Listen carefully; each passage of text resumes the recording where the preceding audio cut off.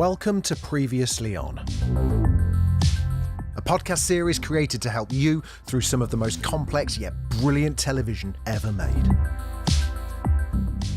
Game of Thrones Season 5, Episode 3, High Sparrow. The statues of gods stare down on a black pool in the House of Black and White. Arya is sweeping the floor and watching Jaqen H'ghar give a cup of water to a worshipper. She wants to learn to be a kick-ass assassin, but must first learn to serve. Imagine Game of Thrones doing the Karate Kid. It's a bit like that.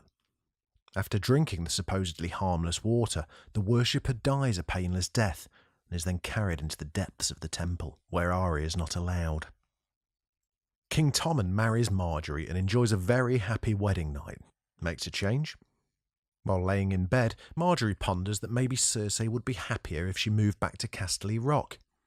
When Tommen mentions this to his mum, she shoots it down in flames. The games have begun. Winterfell is being rebuilt by the Boltons and decorated with the corpses of their enemies when Roose Bolton tells Ramsay that they are too weak to hold the North, and in order to secure their position, Roose has arranged his son a marriage. Sansa and Littlefinger are riding north when he reveals that he has brokered an alliance with the Boltons. She is to marry Ramsay. Despite her disgust, she agrees if it will win back her home. Arya is awoken by a faceless man called the Waif, who beats her when she tells a lie. Jaqen interrupts and forces Arya to throw away everything she owns, as she must forego her past if she's to become a no-one. Arya tosses absolutely everything into the water, except her sword Needle, which she hides behind a rock. After being introduced to the Boltons, Sansa is welcomed home by an old servant who tells her pointedly that the North remembers. Despite their hatred for each other, Jon Snow appoints Sir Alliser as the first Ranger of the Night's Watch. He also sends Janos Slynt to command one of the other castles on the wall. When Slynt refuses this order, Jon calls for a block and cuts off his head. An orgy is in full swing in one of Littlefinger's brothels when Lancel Lannister and several of the Sparrows burst in and grab the High Septon. They whip the holy man naked through the streets.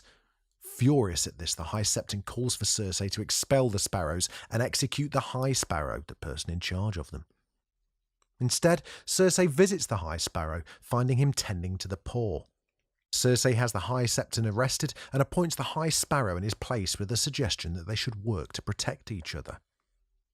Tyrion is still cooped up in the crate carrying him to Daenerys. Against Varys' wishes, he heads into Volantis for a quick stroll.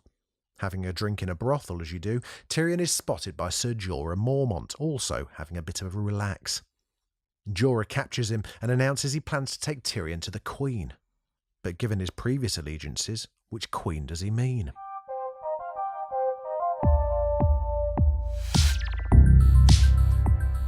Thanks for listening. Hope it's been helpful. Listen, if you've enjoyed this, I would love it if you subscribed. We've got loads more shows where this came from, and we'd love you to join us for them. If you know someone who needs to get up to speed with Thrones, just send them our way. A 5-star review wherever you get your podcasts from would also be absolutely fantastic. If you've got any feedback, have I pronounced the name wrong? I hope I haven't. Or ideas for a show that we should be covering? We'll almost certainly be doing the big ones, but you never know. There may be others that we've missed. Let us know. I'd love to hear from you over on Twitter. You can find us at Previous Podcast, or just email us hello@previouslyon.co.uk. Previously On is presented by Jamie East and is a Daft Doris production.